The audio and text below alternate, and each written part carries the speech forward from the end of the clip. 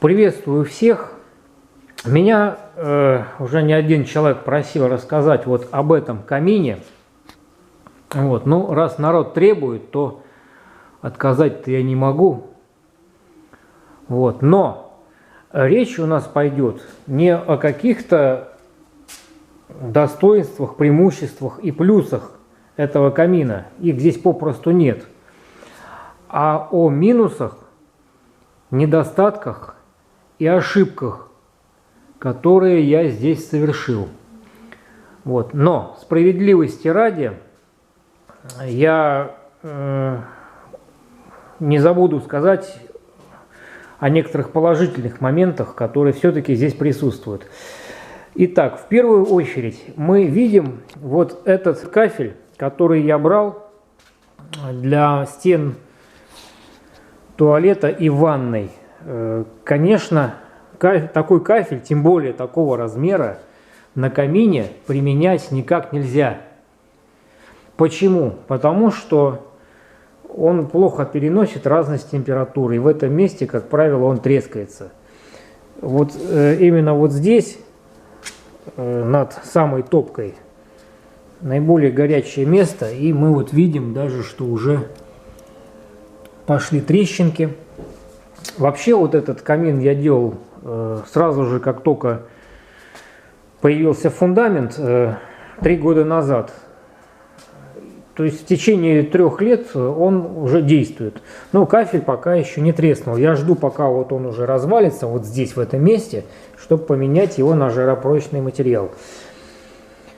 Вот, значит, мне задали вопрос, как сделать так, чтобы вот это стекло на дверце как можно меньше затуманивалось нагаром, либо вообще не затуманивалось. Очень хороший вопрос. Вот. Но я могу сразу ответить то, что совсем сделать так, чтобы оно не покрывалось нагаром, нельзя, а вот уменьшить количество нагара можно. Но мы видим, что небольшое количество нагара есть. Вот. Здесь между стеклом и дверцей должны быть такие воздушный зазор. Вот он. Его нужно чистить хотя бы раз в году. То же самое наверху. Это сделано для того, чтобы воздух, проходящий снаружи, отсекал пламя и дым, чтобы как можно меньше прикасались к стеклу. Значит, у вот этой топки, сейчас я покажу, вот здесь сверху сделан такой вот огнеупорный колпак. Но этот колпак был без вот этих вот отверстий. Вот мы видим, да? Эти отверстия уже вырезал я сам. Для чего? Зачем я это сделал? Ну, во-первых, когда я открывал створку, то в зал попадала часть дыма. Вот сейчас я прикрою. Слышим, да? Свист. Тяга хорошая. Но все равно часть дыма попадала в зал, потому что сейчас покажу. Этот колпак был без прорезей, без дырок, да, вот этих вот. И подразумевалось то, что пламя должно попадать вот в эти щели между стенками и жаропрочным колпаком чугунным, чтобы обеспечить большую теплоотдачу на стены. Вот. Но сечение этих щелей было недостаточным, и я вырезал вот эти дырки. Они еще больше ускорили, значит, отвод воздуха от стекла и немножко увеличили тягу. Значит, попадание дыма в зал прекратился. Вообще, вот по этим контурам нагара можно изучать вихревые потоки, которые образуются в топке. Вот видите, они имеют определенные формы, тут всякие хвосты. Ну, как правило, в том месте, где вот не проходит воздух, нагар образуется быстро. Еще вот из народных методов применяют мыльный раствор, которым покрывают это стеклышко. Ну, я пользовался таким методом. В принципе, он действует, но у него есть минус, то, что на стекле остаются разводы от этого мыла. что не очень хорошо. Значит, сейчас мы поднимемся туда на второй этаж. Ну вот тут есть две скульптуры, они разные. Ну, я сейчас поясню. Вообще я их не хотел их сюда ставить, они сами собой тут как-то образовались.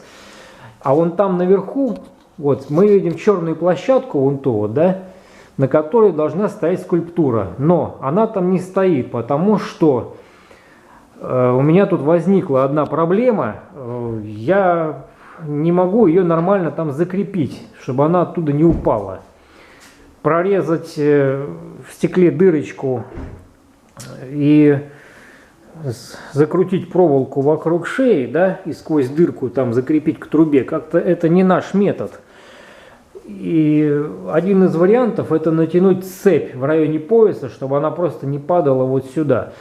Но я от этого варианта отказался по той простой причине, что эта дама превратится в рабыню с этой цепью, что как бы не очень хорошо.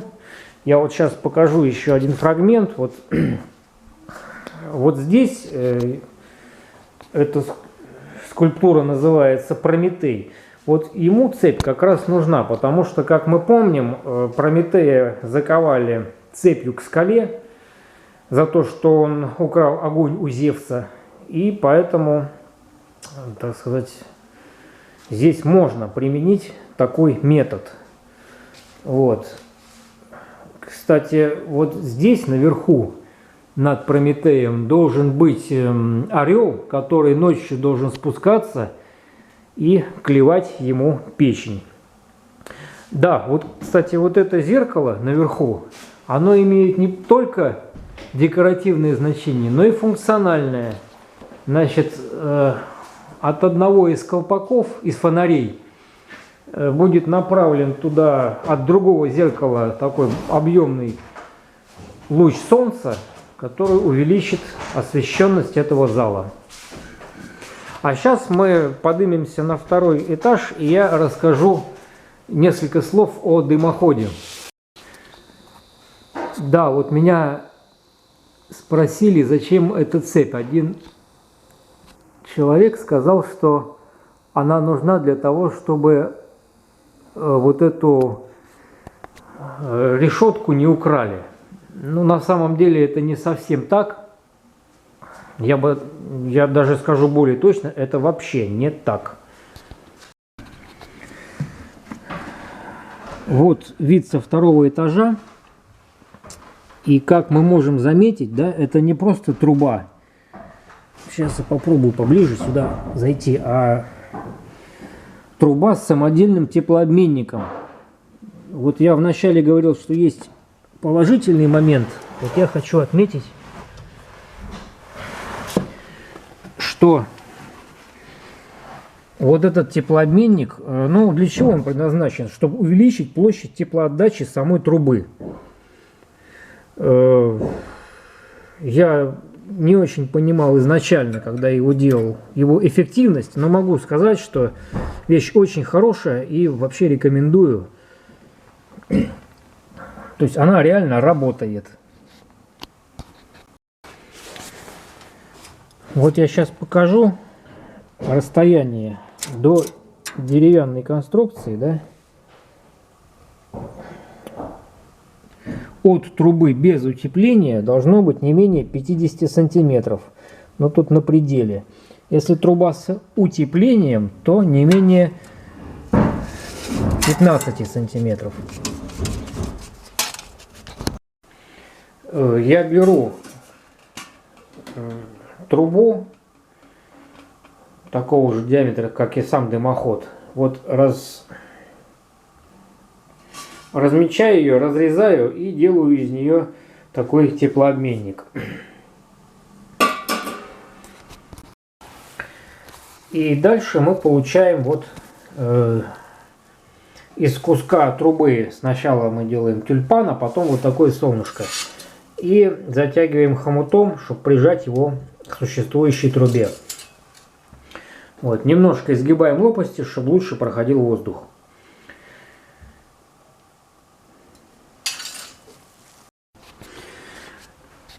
Значит, какой здесь есть еще минус? Ну, во-первых, Сейчас я покажу. Вот здесь стоит это самое, как его, шибер. В процессе эксплуатации, вот там даже с него что-то сыпется внутри, я понял, что этот шибер совершенно не нужен. Это абсолютно лишняя деталь, которая, ну, она все время в открытом виде, и по сути она просто создает лишнее препятствие внутри дымохода. Вот мы переместились еще выше, и я покажу выход этой трубы из кровли. Ну, мы видим, что здесь есть грубые ошибки. Ну, во-первых, отсутствует утеплитель самой трубы. И вот я хочу обратить внимание. Видите, вот эти черные потеки на самой трубе. Ну, тут так получилось, что сам дымоход вот внизу сделан по конденсату, а вот здесь уже наверху по дыму. Из-за этого вот эта черная сажа наружу сюда выливается и стекает там частично на кровлю. То есть эту часть мне придется переделывать. Значит, чтобы этого не было, достаточно запомнить одну такую важную истину. Дымоход делается, ну, скажем так, внутренняя часть дымохода, по которой идет дым, всегда делается по конденсату. А наружная часть, если мы берем сэндвич, по дыму. Только так и никак иначе. Тогда не будет проблемы с конденсатом. Весь этот конденсат будет внутри трубы, ну и пусть он стекает в эту топку. Или в конденсатосборник, это кому как угодно. То есть не будет запаха гари и не будет вот таких вот... Ну и важный момент, значит, именно вот верхнюю часть, если внутри я могу не утеплять сэндвичем трубу, да, то верхнюю часть утеплить надо обязательно. Это потому что наиболее большое количество конденсата образуется именно здесь. И еще хочу показать такую вещь. Значит, сейчас я попробую увеличить, насколько получится. Вот здесь на трубе есть вмятина. Вот, сейчас я покажу, почему это произошло. Вот мы видим, там наверху желоб есть. Вот с него при определенных климатических условиях накапливается много снега, и глыба льда просто слетела оттуда и ударила в трубу. Здесь на этой трубе образовалась вмятина. Вот, то есть в итоге мне нужно здесь ставить такой снегоупор над трубой. Ну, вообще расположение трубы не очень удачное. Лучше, конечно, располагать ее ближе к коньку, к верхнему. Сейчас я закину сюда.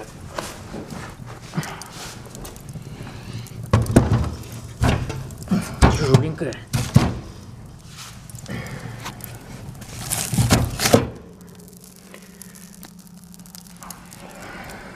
Так, значит, на чем мы остановились? Внутри... ну вообще, как работает сама чугунная топка камина, да? В принципе, это всем известно, но я просто напомню, что холодный воздух поступает вот здесь снизу, он нагревается от этой чугунной топки, и по такому широкому дымоходу вокруг трубы, какому дымоходу, и по широкой шахте вокруг трубы выходит вон там вот наверх, нагревая. Вот у меня спросили, как часто нужно чистить дымоход. Ну, я скажу, что дымоход этот не чистил ни разу. Если дымоход сделан правильно, значит, еще такой момент. Значит, вот один человек пытался сделать так, чтобы дымоход засорялся как можно чаще, но у него ничего не получалось. И неудивительно, потому что вот этот нагар на трубах образуется только тогда, налипает, когда трубы мокрые либо влажные. А если они полностью сухие, то что бы вы туда не кидали, там пластиковые бутылки или обрезки ламината, то дымоход не будет, так сказать, обрастать нагаром. Да, еще один такой момент, о котором я сразу не сказал. Это зеркало не цельное, оно состоит из 3 частей. Это не случайно, потому что если сделать цельное зеркало, то велика вероятность, что оно треснет. Вообще это маловероятно, но все равно такая вероятность существует. Значит, если она сделана из частей, то я избавляюсь от такого рода риска. Ну, все зависит от температуры, особенно вот там вот в верхней части, да, на самом верху, на поверхности зеркала, которое ближе всего к трубе. Ну, как мы видели, там есть воздушный зазор довольно приличный. Вот. И вообще я это, когда испытывал этот камин, проверял его на подобные рода риски, я не могу сказать, что зеркало сильно нагревается.